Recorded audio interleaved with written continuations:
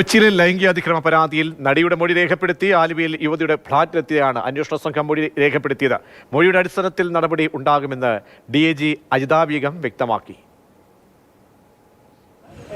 ഇതിനുവേണ്ടി മൊഴി രേഖപ്പെടുത്തിയിട്ടുണ്ട്. ഇതുപോലെ കേരളത്തിൽ പല സ്ഥലങ്ങളിലും നമുക്ക് കിട്ടിയിട്ടുള്ള കംപ്ലയിൻസിൻ്റെ അടിസ്ഥാനത്തിൽ മൊഴി രേഖപ്പെടുത്തി അതിൻ്റെ മൊഴിയുടെ അടിസ്ഥാനത്തിൽ നമ്മൾ തീർച്ചയായിട്ടും ഒരു ആക്ഷൻ ഉണ്ടാവും.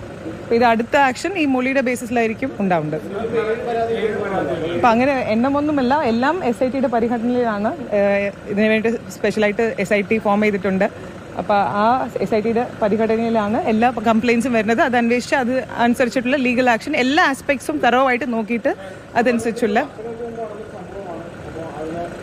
അതാണ് നമ്മൾ എൻക്വയറി ചെയ്താണ് ആക്ഷൻ എടുക്കുന്നത്. വിവരങ്ങളുമായി ശ്യാം പ്രസാദ് ഉത്തമൻ ചേരുന്നുണ്ട് കൊച്ചിയിൽ നിന്നും. ശ്യാം, പ്രമുഖ നടന്മാർക്കെതിരെയാണ് ആ നടി ആരോപണങ്ങൾ ഉന്നയിച്ചത്. ഇപ്പോൾ അത് ഔദ്യോഗിക തലത്തിലേക്ക് നിയമ നടപടി മുറുക്കിക്കൊണ്ടുള്ള മൊഴികളാണ് ഇപ്പോൾ ഇരയുടെ ഭാഗത്തു നിന്നും നൽകിയിരിക്കുന്നത്. ആർക്കെതിരെയാണ് പ്രധാനപ്പെട്ട ആരോപണങ്ങൾ ഉന്നയിച്ചത്? അന്വേഷണ സംഘത്തിന്റെ ഇനിയുള്ള നീക്കങ്ങൾ എങ്ങനെ പ്രതീക്ഷിക്കാം?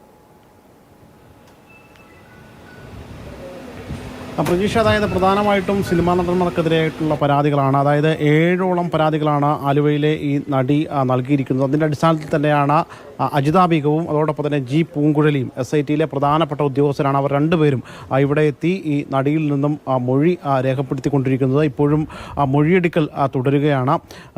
ഇതിൽ പ്രധാനമായിട്ടും ഈ 7 പരാതികളെന്ന് പറയുമ്പോൾ അതിൽ പ്രധാനപ്പെട്ട നടന്മാരുണ്ട്. MLA മുകേഷുണ്ട്, ഇടവേള ബാബുണ്ട്, അങ്ങനെ നിരവധിയായിട്ടുള്ള നടന്മാർ. ഇവർക്ക് എതിരെയുള്ള പരാതികളാണ് ഇവർ ഉന്നയിച്ചിരിക്കുന്നത്. അതും വിവിധ കാലഘട്ടത്തിൽ നടന്ന സംഭവങ്ങൾ. 2013 നടന്ന സംഭവമുണ്ട്, 2008 നടന്ന സംഭവമുണ്ട്.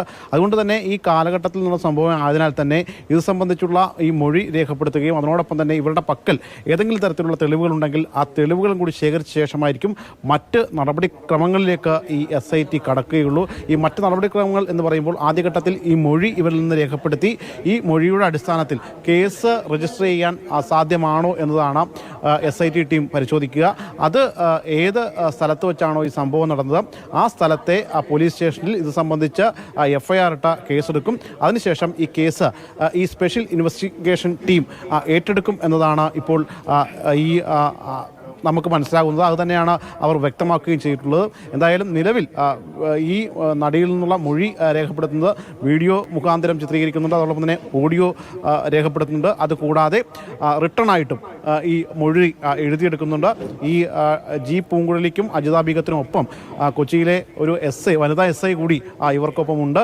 ഇവർ 3 പേരുമാണ് ഇത് സംബന്ധിച്ചുള്ള മൊഴിയെടുപ്പുകൾ ഇപ്പോൾ നടന്നുകൊണ്ടിരിക്കുന്നത്. എന്തായാലും 7 പരാതികൾ നൽകിയിട്ടുണ്ട്. 7 പരാതികളും വിശദമായിട്ട് പരിശോധിക്കേണ്ടതുണ്ട്. 7 കാലഘട്ടത്തിൽ നടന്ന സംഭവങ്ങളാണ്. ഈ സംഭവങ്ങളൊക്കെ ഇവരിൽ നിന്ന് രേഖപ്പെടുത്തിയെടുത്ത ശേഷം ഇത് സംബന്ധിച്ചുള്ള തെളിവുകൾ, അതിന് ആധികാരികമായിട്ടുള്ള കാര്യങ്ങൾ എല്ലാം പരിശോധിച്ച ശേഷമാകും മറ്റ് നടപടിക്രമങ്ങളിലേക്ക് കടക്കുക എന്നാണ് അജിതാ ബീഗം പറഞ്ഞത്. അതായത് ഈ മൊഴിയെ അടിസ്ഥാനപ്പെടുത്തിയായിരിക്കും അടുത്ത നടപടി എന്ത് എന്ന് SIT തീരുമാനിക്കുക.